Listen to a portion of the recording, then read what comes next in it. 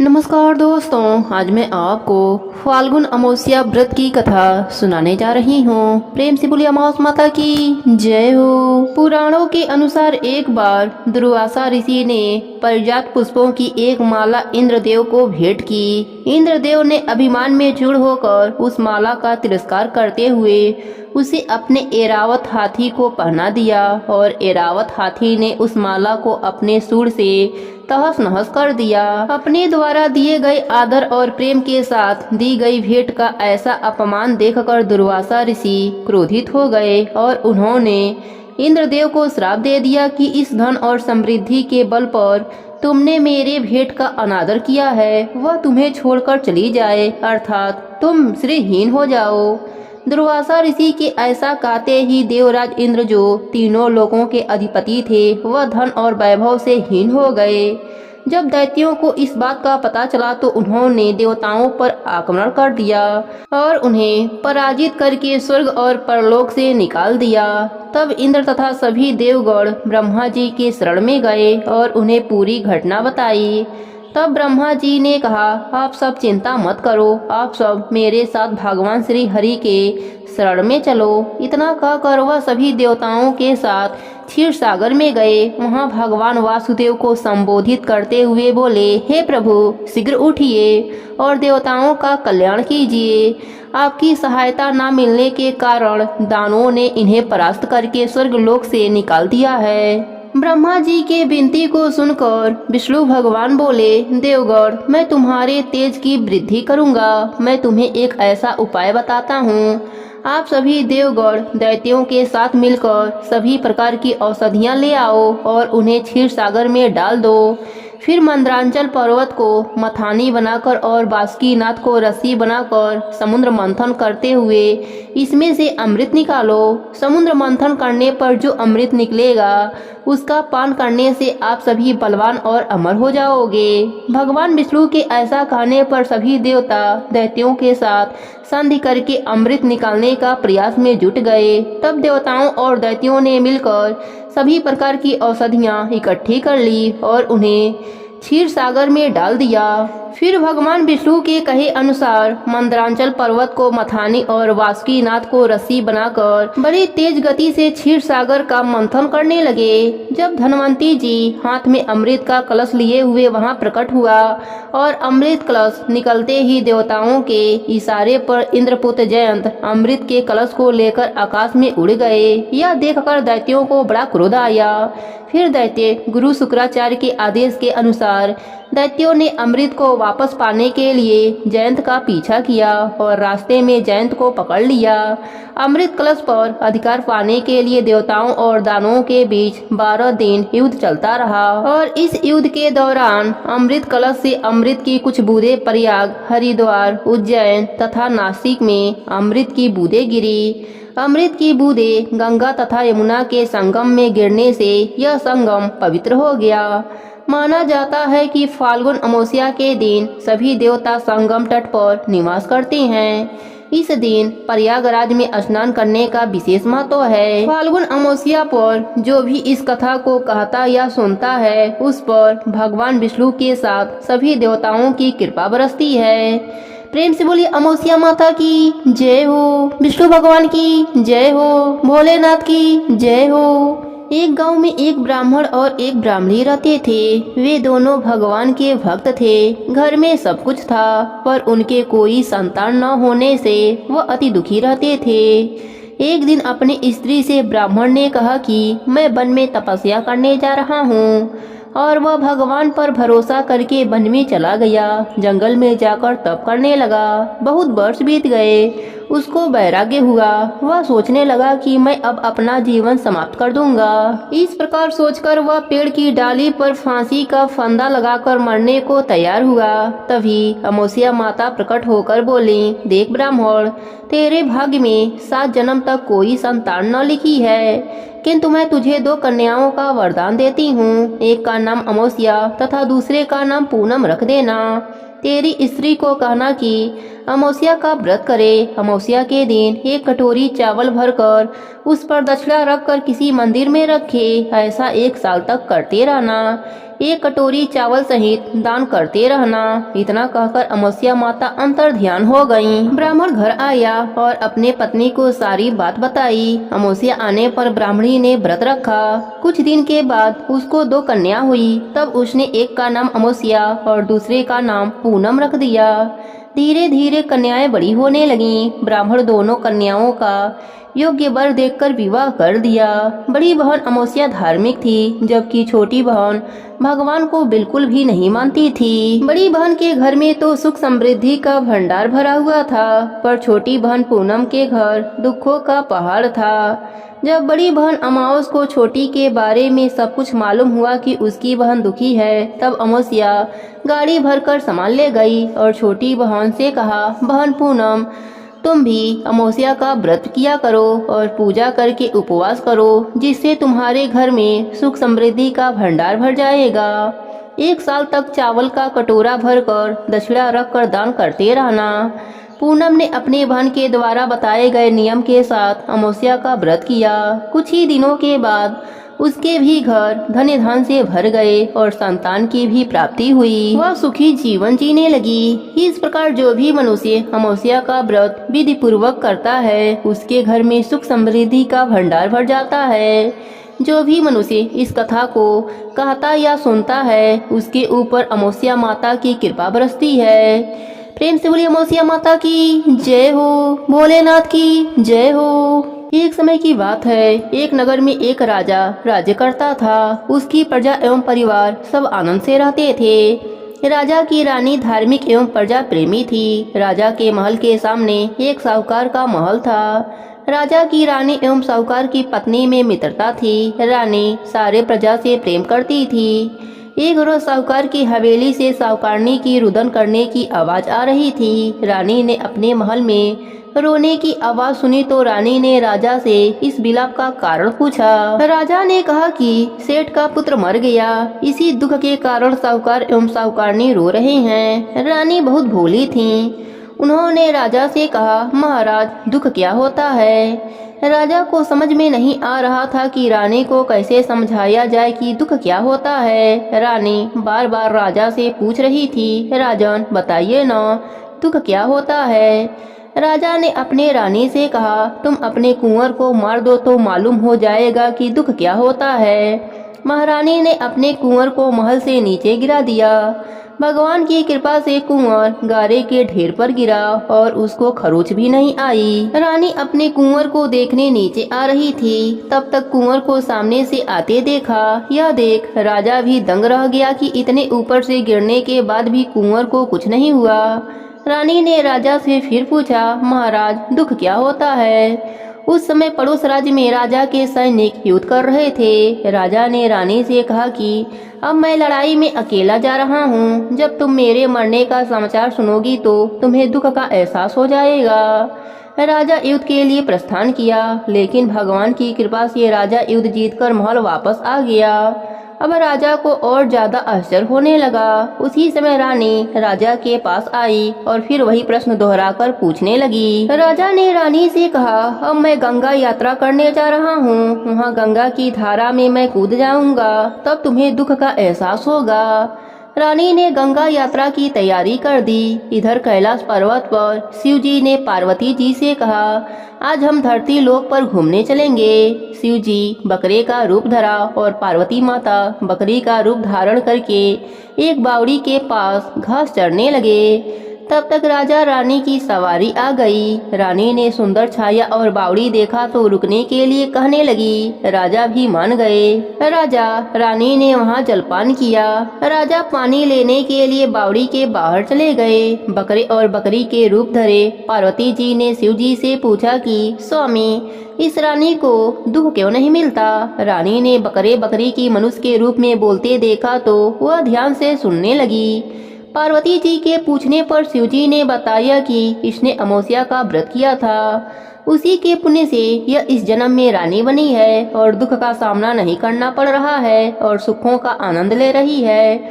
यह राजा गंगा में भी नहीं मरेगा। रानी ने सारी बातें सुन ली। राजा जब पानी लेकर आया तो रानी ने राजा को सारी घटना सुनाई। राजा सारी बात जानने के बाद अपने राज्य लौट आया। राजा अपने पूरे राज्य में यह घोषणा करवा दी कि सभी लोग अमावस्या का व्रत करना। अमावस्या का व्रत करने से राज्य में रिद्धि सिद्धि का वास हो गया। सभी प्रजा सुखी जीवन जीने लगे। प्रेम से बोलिए अमावस्या माता की जय हो, भोलेनाथ की जय हो, पार्वती माता की जय हो। अब सुनते हैं व्रत को पूर्ण करने वाले गणेश भगवान की कहानी। प्रेम से बोलिए गणेश भगवान की जय हो। एक गांव में एक शंभू नाम का व्यक्ति रहता था। वह गणेश भगवान का परम भक्त था। गणेश भगवान की भक्ति उसे पिता से विरासत में मिली थी। वह रोज प्रभु को भोग लगाता, आरती करता, उसके बाद ही वह कुछ खाया करता था। गणेश भगवान की उसके ऊपर विशेष कृपा थी। उसके घर में किसी भी चीज की कोई कमी न थी, केवल उसकी पत्नी को छोड़कर। उसकी पत्नी का नाम तो शांति था, पर वह बिल्कुल अशांति थी। उसे भगवान का पूजा पाठ करना पसंद न था।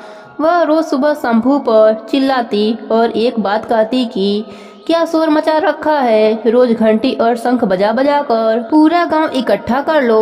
वह बहुत समझाता, पर वह कहाँ समझने वाली थी। एक दिन शंभू को किसी काम से बाहर जाना पड़ा।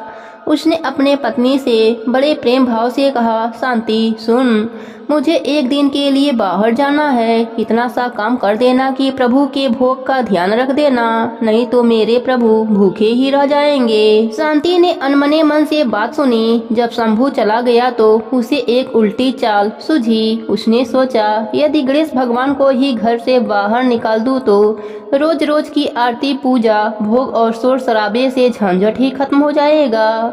उसने घर के पीछे जाकर एक गड्ढा करा, उसमें गणेश जी की मूर्ति को दबा दिया और घर में वापस आ गई। शंभू जब घर वापस आया, उसने मंदिर में गणेश भगवान को ना देख वह भागा भागा शांति के पास गया और कहने लगा, शांति, मेरे प्रभु कहाँ गए? वह मंदिर में नहीं है। शांति अनजान बनकर बोली, मुझे तो पता नहीं, मैंने तो कल रात धूप आरती और भोग लगाकर पर्दा लगा दिया था। शंभू पागलों की तरह गणेश जी को पूरे घर में खोजता रहा। उसे मन ही मन पता था कि यह काम शांति का ही है। उसे ही मेरी पूजा पाठ करना पसंद नहीं है। उसने शांति से कहा, शांति, यदि मेरे प्रभु नहीं मिले तो मैं खाना पीना सब छोड़ दूंगा। शांति को लगा 1-2 दिन नाटक है, उसके बाद सब ठीक हो जाएगा। शंभू को रोते बिलखते 7 दिन हो गए। वह शांति से बोला, शांति, मुझे पता है तुम्हें ही मेरा पूजा पाठ करना पसंद नहीं है। मेरे गणेश जी के प्रतिमा को तुमने ही कहीं छिपाया है। यदि मुझे मेरे गणेश जी नहीं मिले तो मैं कुएं में कूदकर अपनी जान दे दूंगा।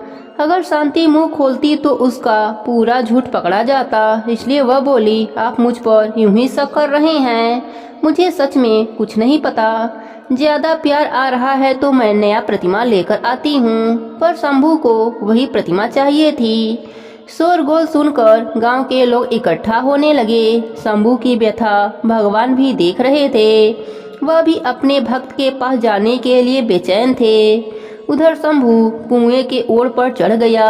शांति भागी भागी गणेश जी की प्रतिमा गड्ढे से निकालने लगी, पर गड्ढे में गणेश जी की प्रतिमा थी ही नहीं, क्योंकि गणेश जी अपनी प्रतिमा स्वयं निकाल ली थी।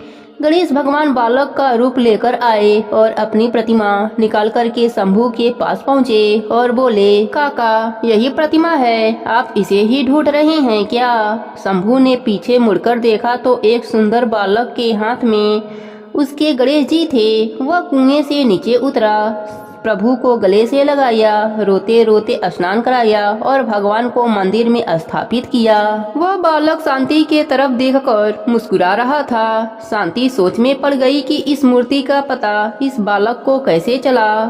शंभू के साथ शांति भी अंदर चली गई। शंभू ने रोते रोते बड़े भाव से गणेश जी को स्थापित किया, पूजा करी और उस बालक का खूब धन्यवाद किया। बालक, जो कि स्वयं भगवान थे, वह बोले, काका, क्या मुझे भोग नहीं लगाओगे? शंभू भागा भागा गया और भोग लेकर आया। जैसे ही भोग लेकर आया तो उसने देखा बालक अदृश्य हो गया है और तेज प्रकाश गणेश जी के प्रतिमा से उदित हो रहा है। वह बालक का अदृश्य होना और तेज प्रकाश पुंज का आना शांति को अपने भूल का पश्चाताप होने लगा। वह दोनों समझ गए कि स्वयं गणेश जी अपनी प्रतिमा लेकर स्थापित होने आए थे, साथ ही मुझे दर्शन देने भी आए थे। दोनों भाव विभोर हो गए। उस रात गणेश भगवान ने उसे दर्शन दिया और कहा, मेरे साथ साथ शुभ लाभ, रिद्धि सिद्धि, सुख वैभव और लक्ष्मी जी सदा सदा तुम्हारे घर में वास करेंगी। दुखियों की सेवा कर। इस प्रकार से शंभू की भक्ति अमर हो गई। दोस्तों, गणेश भगवान की इस कथा को जो भी सुनता है, गणपति बप्पा की उस पर परम कृपा होती है और उसके घर में माता लक्ष्मी का वास हो जाता है। हे गणेश जी महाराज, जैसे आपने शंभू पर अपनी कृपा करी, वैसे ही अपने सभी भक्तों पर अपनी कृपा बनाए रखना। प्रेम से बोले गणेश भगवान की जय हो। अब सुनते हैं धर्मराज जी की कहानी। प्रेम से बोले धर्मराज जी की जय हो। एक राजा और एक रानी थे। दोनों एक दूसरे को बहुत प्यार करते थे। राजा के राज्य में चारों तरफ खुशहाली थी। प्रजा भी राजा को बहुत प्रेम देती थी। राजा के राज्य में प्रजा बहुत ही खुश थे। कोई भी दुखी न था। राजा अपने पत्नी से भी बहुत प्रेम करता था। धीरे धीरे समय बीत रहा था और राजा के दिन बड़े खुशी के साथ व्यतीत हो रहे थे। राजा की पत्नी समय रहते गर्भवती हुई और 9वें महीने में उसने एक बेटी को जन्म दिया। लेकिन भगवान की करनी कुछ और थी। बेटी के जन्म के पश्चात ही रानी चल बसी, जिससे राजा को बहुत सदमा लगा। राजा के मन में बैठ गया कि जो यह बेटी हुई है, इसी के कारण रानी की मृत्यु हुई है, क्योंकि राजा रानी को बहुत प्रेम करता था। अब राजा की हालत बिल्कुल पागलों जैसी हो गई थी। वह अपने बेटी को बिल्कुल भी प्यार नहीं करता था, ना ही उसके तरफ देखता था। उसने कह दिया कि यह लड़की कुलक्षणी है, इसी कारण मेरी रानी का मौत हुआ है। मेरी रानी मृत्यु को प्राप्त हो गई। यह बेटी नहीं है, यह तो मेरे लिए कुलक्षणी पैदा हुई है। राजा को सबने समझाया कि देखो, जो होनी थी वह हो गई, क्योंकि रानी बड़ी ही धार्मिक प्रवृत्ति की थी। वह सदा ही धर्मराज जी का नित्य नियम निभाती थी। लेकिन राजा ने अपने बेटी को ही रानी के मौत का जिम्मेदार मान लिया और वह अपने बेटी से बहुत नफरत करने लगा। धीरे धीरे राजा सदमे में पहुंच गया। ना तो उसका राजकाज में मन लगता था और ना ही किसी विषय में अपनी राय देता था। यह देखकर मंत्री, घर के लोग, रिश्तेदार सबको चिंता होने लगी। अगर राजा ऐसा ही रहेगा तो राज्य का क्या होगा? पड़ोसी राज्य के राजा आक्रमण कर देंगे। इस तरह तो हमारा राज मटिया मेट हो जाएगा, इसकी तरक्की रुक जाएगी। सबने राजा को खूब समझाया, लेकिन राजा के मन से रानी की जो यादें थी वह निकल नहीं पा रही थी।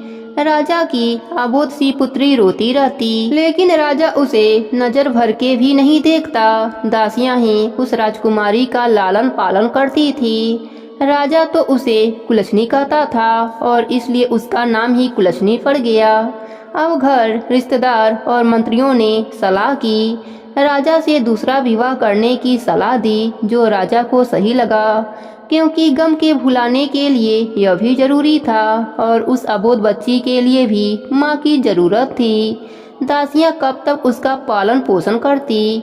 उसे भी तो एक माँ की जरूरत थी। लेकिन जब दूसरी रानी आई तो कहते हैं, जब पिता ही प्रेम नहीं करता था तो दूसरी माँ क्या प्रेम करती? वह भी उससे नफरत करती थी। भला दूसरे के बच्चों को कोई क्यों अपनाने लगा? धीरे धीरे समय बीतने लगा। राजकुमारी अब 1 साल की हो गई और राजा तो उसे देखता ही न था। वह ठुमक ठुमक कर चलती तो भी राजा का मन नहीं पिघलता था। इसका फायदा दूसरी रानी उठाती थी। अब दूसरी रानी की भी एक पुत्री पैदा हुई। इस बार रानी और बच्ची सही सलामत थे तो राजा बहुत खुश हुआ। राजा ने खूब उत्सव किया। उसका नामकरण संस्कार हुआ। उसका नाम लक्ष्मी रखा गया और अब लक्ष्मी कुलछनी दोनों ही साथ बढ़ने लगे। धीरे धीरे समय बीत रहा था। राजा रानी लक्ष्मी को बहुत प्रेम करते थे, लेकिन कुलछनी बेचारी उपेक्षा का शिकार ही रहती थी। उसे तो कोई फूटी आंख देखकर भी खुश नहीं होता। लेकिन समय अपने गति से बीत रहा था। लक्ष्मी के सारे काम राजघराने जैसा होता और कुलछनी के साथ दासियों जैसा व्यवहार होता। लक्ष्मी के जो कपड़े पुराने हो जाते उन्हें ही कुलछनी पहना करती थी। धीरे धीरे दोनों लड़कियां बड़ी हो गईं। एक दिन रानी कहने लगी, राजा साहब, लड़कियां बड़ी हो गई हैं, इनकी शादी हमें कर देनी चाहिए। जो कुलछनी है वह बहुत धार्मिक थी, क्योंकि उसकी माँ भी बहुत धार्मिक थी। वह धर्मराज जी की पूजा पाठ करती थी, तुलसी सींचती थी, दिया लगाती थी। और जो लक्ष्मी थी वह बहुत घमंड में रहती थी। एक दिन रानी ने राजा से कहा, राजा साहब, दोनों बेटियां बड़ी हो गई हैं, उनके लिए कोई लड़का तलाश लिया जाए। राजा कहने लगा, हाँ रानी, विवाह करना ही पड़ेगा और जितनी जल्दी हो जाए अच्छा ही होगा। इस कुलछनी का फरसाही इस महल से हट जाए। रानी तो वैसे ही कुलछनी से नफरत करती थी, उससे सारे काम करवाती। रानी ने कहा, राजा साहब, कुलछनी बड़ी है, पहले उसकी शादी कर दिया जाए। राजा ने कहा, उसकी शादी क्या करनी है, जैसी वह है वैसे ही उसके लिए लड़का देख लिया जाएगा। रानी कहने लगी, अरे राजा साहब, उसके लिए तो कोई अंधा भिखमंगा लड़का ही सही रहेगा। वह कहाँ राजमहलों के लायक है, जहाँ भी जाएगी वहाँ हानि ही होगा। यहाँ तो वह अपने माँ को खा गई, वहाँ भी ना जाने किसको किसको खाएगी और हमें यह सब सुनना पड़ेगा। राजा कहने लगा, रानी, आप ठीक कह रही हैं। राजा ने तुरंत अपने नाई और ब्राह्मण को बुलाकर और उनको आदेश दिया कि कुलछनी के लिए एक अंधा वर देखकर आओ। अब नाई और ब्राह्मण कुलछनी के लिए वर के तलाश में चल दिए। चलते चलते वह बहुत दूर एक गांव में पहुँचे। वहाँ उन्होंने देखा एक भिखारिन थी, उसका एक बेटा था जो माँ बेटे दोनों भीख मांग रहे थे। बेटा अंधा था। घर के नाम पर एक कुश की टूटी फूटी झोपड़ी थी।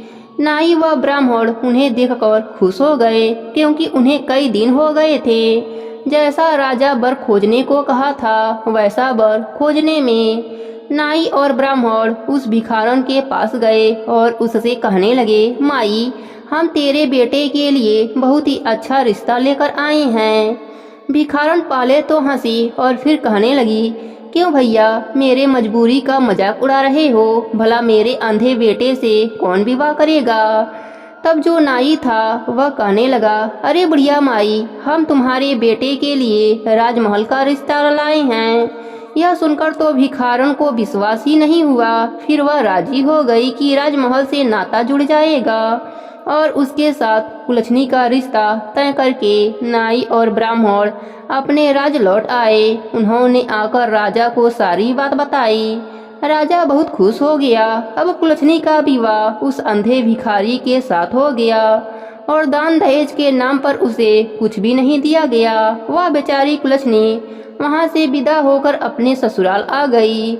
ससुराल आई तो देखी वहाँ तो महलों में रहती थी, चाहे कुछ भी हो, थी तो वह राजकुमारी ही। ससुराल में उसने देखा वहाँ टूटी फूटी एक झोपड़ी है, बैठने के लिए भी सही से जगह न थी। बेचारी आकर भगवान से कहने लगी, हे प्रभु, यह मेरी कैसी परीक्षा ले रहे हैं आप? पति भी मिला, वह भी अंधा। कम से कम पति सही होता तो हम दोनों कमाकर खा लेते। अब जो भी मिला है मैं इसका साथ निभाऊंगी। और अपने सासू माँ से वह कहने लगी, माँ जी, जो भी घर में है खाना बनाने के लिए दे दीजिए। फिर उसकी सास ने भिक्षा में मिले चावल ला कर दिए। फिर कुलछनी ने खिचड़ी बनाई, भगवान को भोग लगाया, अपने पति को खिलाया, सास को खिलाया और बचा हुआ अपने ग्रहण कर लिया और भगवान की मर्जी मानकर उनके साथ प्रेम से रहने लगी। अपने पति और सास की सेवा करने लगी। उधर रानी कहने लगी, राजा साहब, कुलछनी का तो विवाह हो गया, उससे हमें छुटकारा मिल गया। अब हमारी प्यारी बिटिया के लिए भी कोई अच्छा वर ढूंढ दीजिए। राजा ने अपने नाई और ब्राह्मण को बुलाया और कहने लगा कि एक अच्छा राजकुमार मेरी लक्ष्मी बिटिया के लिए खोज कर आओ। नाई और ब्राह्मण लक्ष्मी के लिए वर ढूंढने चल दिए। एक चक्रवर्ती राजा के वहां पहुँचे। राजा का एक ही पुत्र था। लक्ष्मी का रिश्ता राजकुमार से तय कर दिया गया। समय से बारात आई। राजा ने खूब दान दहेज दिया और लक्ष्मी को बड़े शानो शौकत के साथ विदा कर दिया। बेचारी कुलच्छनी उधर अपना जैसे तैसे दिन काट रही थी और लक्ष्मी तो ऐसो आराम से राज कर रही थी। एक दिन कुलच्छनी की सास भीख मांग कर कुछ पैसे लाई। तब कुलच्छनी कहने लगी, माँ जी, यह भीख मांगना हमें अच्छा नहीं लगता। इससे अच्छा है कि हम काम काज कर लें। उसकी सास कहने लगी, बेटी, तेरे घर तो तुझे कुलच्छनी कहते थे, लेकिन तू तो मेरे घर की लक्ष्मी है। तू जो कहेगी वह मैं मान लूंगी। वह कहने लगी, माँ जी, इन पैसों से मैं कुछ खरबूजे तरबूजे खरीद कर लाती हूँ। गर्मियों के समय खरबूजे और तरबूजे बहुत बिकते हैं। मैं उन्हें बेचूंगी और उससे हम सबका गुजारा होगा। कम से कम हम अपने आत्मसम्मान के साथ तो रहेंगे। आप भीख मांगने जाती हैं तो 10 लोग आपको ठुकराते हैं। कोई 1-2 आदमी दया करके भीख दे देता है। मुझसे यह देखा नहीं जाता।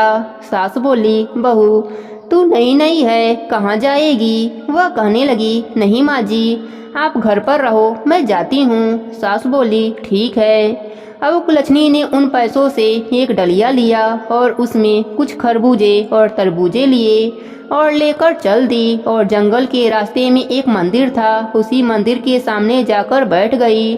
बड़े ताजे ताजे खरबूजे थे, इसलिए हाथों हाथ खरबूजा और तरबूजा बिक गया। अब उसके पास 2 खरबूजे रह गए।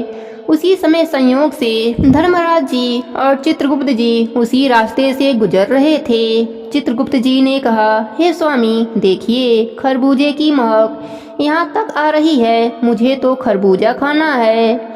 धर्मराज जी ने कहा, अरे तुम किस चक्कर में पड़ रहे हो? चलो धर्मलोक चलते हैं। पर चित्रगुप्त जी नहीं माने। फिर दोनों भेष बदलकर बुढ़िया का भेष धरकर कुलच्छनी के पास पहुंच गए। उन्होंने ऐसा भेष बनाया था, फटे चिथड़े गंदे से, और जाकर कहने लगे, बिटिया, हमें भूख लगी है, क्या हमें कुछ तरबूजा खाने को मिलेगा? कुलच्छनी कहने लगी, हाँ माई, आप बैठो, इतनी गर्मी है। कुलच्छनी के पास थोड़ा सा पानी था। पहले उसने भगवान को पानी पिलाया और बैठाया।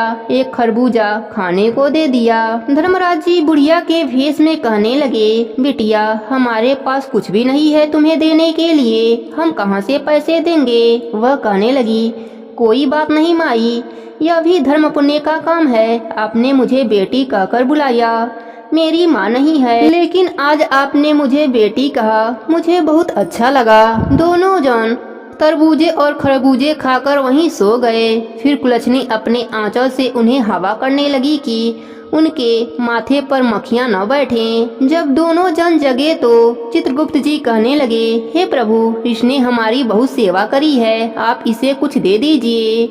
भगवान बोले, मेरे पास क्या है? फिर धर्मराज जी थोड़ी सी मिट्टी उठाकर कुलच्छनी को दे दिया।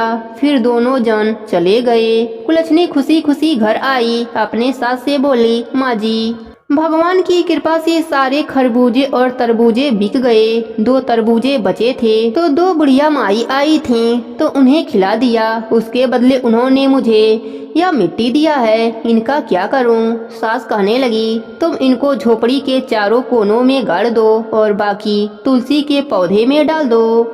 कुलच्छनी ने ऐसा ही किया।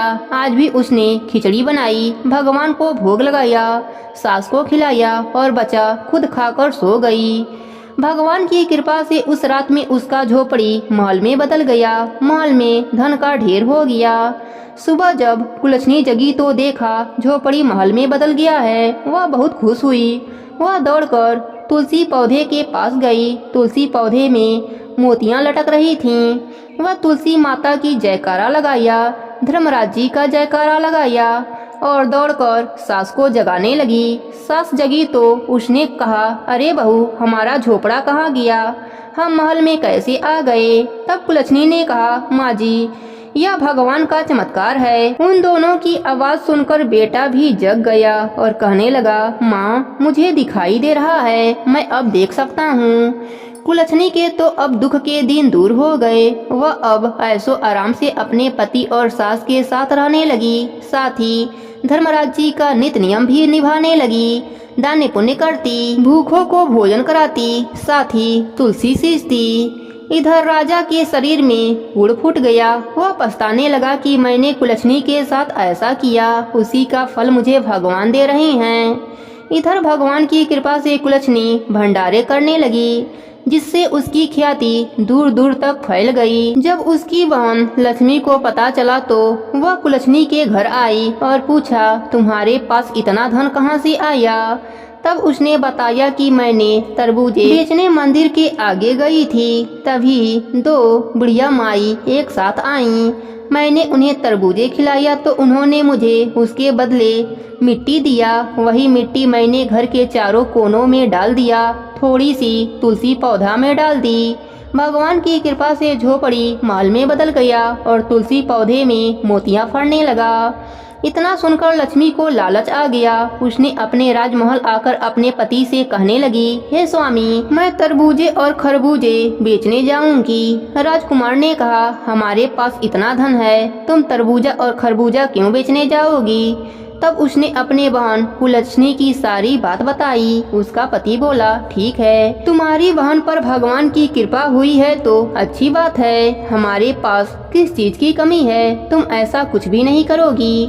पर लक्ष्मी नहीं मानी। वह लालचवश खरबूजा और तरबूजा लेकर मंदिर की आगे जाकर बैठ गई। धर्म की रक्षा करने वाले धर्मराज जी चित्रगुप्त जी के साथ वहां आए। दोनों जन बुढ़िया का भेष बनाए और उसके पास जाकर तरबूज और खरबूज की मांग करने लगे। उसने जल्दी से उन्हें तरबूज और खरबूज खिलाया और कहा, जल्दी से हमें इसके बदले मिट्टी दे दीजिए। भगवान हंसे और थोड़ी सी मिट्टी उठाकर उसे दे दिया। लक्ष्मी खुशी खुशी मिट्टी को लेकर राजमहल आई। उसने चारों कोनों में थोड़ी सी मिट्टी डाली। तुलसी का पौधा तो उसके पास था नहीं, क्योंकि वह पूजा पाठ कभी नहीं करती थी। वह खुशी खुशी सो गई। जब उसने सुबह जगा तो देखा उसका पूरा महल गंदगी से बदबू कर रहा है। राजा के आदेश से दासियां गंदगी साफ करने लगी, पर वह गंदगी बढ़ती ही जा रही थी। यह सब देखकर राजकुमार लक्ष्मी को भला बुरा सुनाने लगा। वह रोने लगी। वह भागी भागी अपने बहन कुलछनी के पास आई और उससे माफी मांगने लगी। धर्मराज जी ने अपनी माया समेट ली। उसका महल साफ हो गया। अब कुलछनी की तरह ही लक्ष्मी भी धर्मराज जी का नित्य नियम निभाने लगी। हे धर्मराज जी, जैसे आपने कुलछनी पर अपनी कृपा करी, वैसे ही अपने सभी भक्तों पर अपनी कृपा बनाए रखना। प्रेम से बोलिए धर्मराज जी की जय हो।